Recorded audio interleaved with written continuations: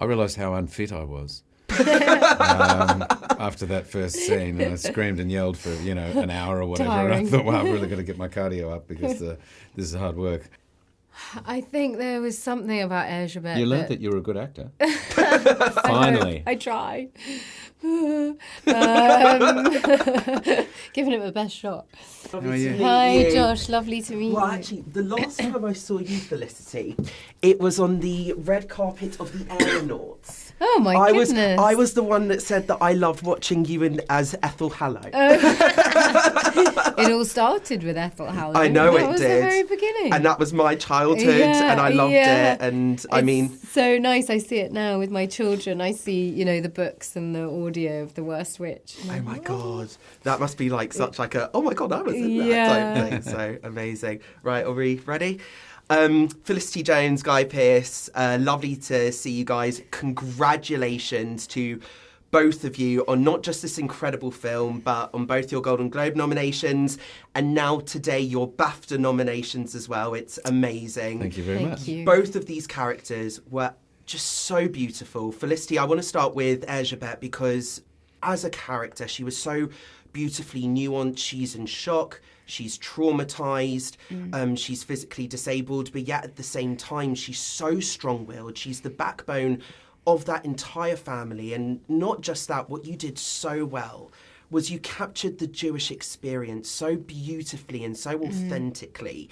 So I want to know, did you feel any sense of responsibility when kind of building this character? Yeah, I think on every front it felt like an enormous challenge. I mean, technically, as you said, she's suffering physically. She has malnutrition from the war, which is expressing itself when you first see her, and then with the accent and learning Hungarian, and then the emotional intensity and understanding her conversion to Judaism and her faith, and there was so much going on that I just leapt at it actually because I felt like this is such a unique character in many ways, who also has this profound sense of intuition and truth, and has a absolutely rock solid core that sort of in many ways anchors these three characters as they pivot around each other in this sort of almost slightly bizarre love triangle in some way. But absolutely, it felt like this was a challenge that I had never done anything quite like this before. Was there any part of Erzsébet that resonated, any part of her spirit that resonated with you on a personal level? I think I just found the it's so moving. I found the complications of their love story, the fact that they haven't seen each other for 8 years and then they come together and it's awkward and it's difficult and it's strange and they're getting to know each other again, and that the traumas that they have gone through are never ever directly referenced. There's such intelligence in it. It's just all the audience know from looking at them that they've been through great immense pain. And that I connected with that sort of emotional journey that they're on just felt so epic and so impactful. And Guy, I want to come to you because I was actually watching the other day Mary Queen of Scots, and your character in that, he was very loyal to Elizabeth, but also at the same time, he was always in the background, he was always scheming, he always had an ulterior motive. And there was something about him that kind of struck me to be kind of similar to your character, because in a way, your character at the start, yes, we can kind of tell he's got an ulterior motive, but he appears helpful. But then as the story develops, by the end of the film, he kind of becomes this almost like this monster-like figure.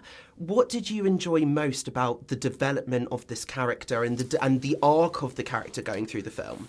Well, I think just getting to understand the sort of the internal layers of difficulty within him, that was what drove it for me, and that's always what I'm looking for in any character, I suppose. No matter how they present themselves, what is it that they're either running from, or they're scared of, or they're anxious about, or that they're struggling with, or it's that stuff that I find is the best sort of launching pad for me to find a character.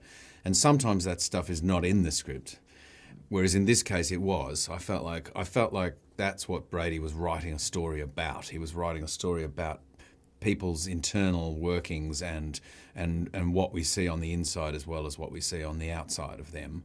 And so to understand that even on the first read was really exciting, because I felt like this is stuff that I'm not going to have to try and cultivate, and it's not stuff I'm going to have to fight to keep in the movie. It's what the movie's about.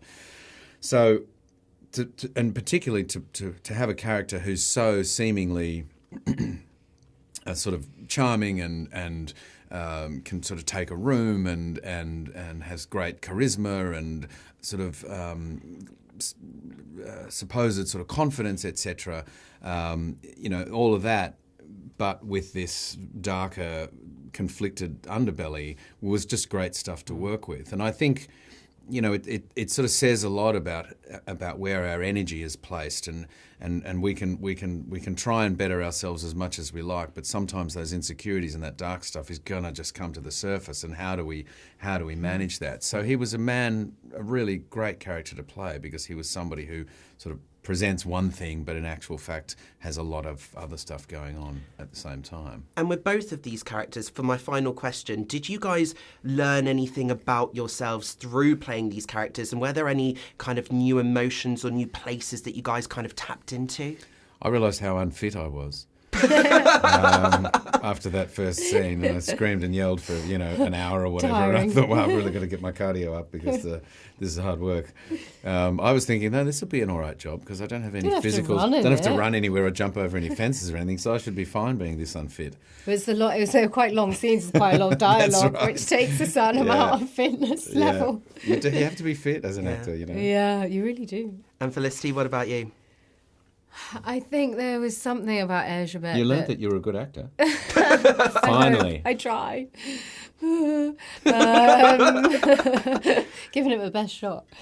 I don't know. She was an unusual creature. She had some other qualities that I'd never quite tapped into before in acting.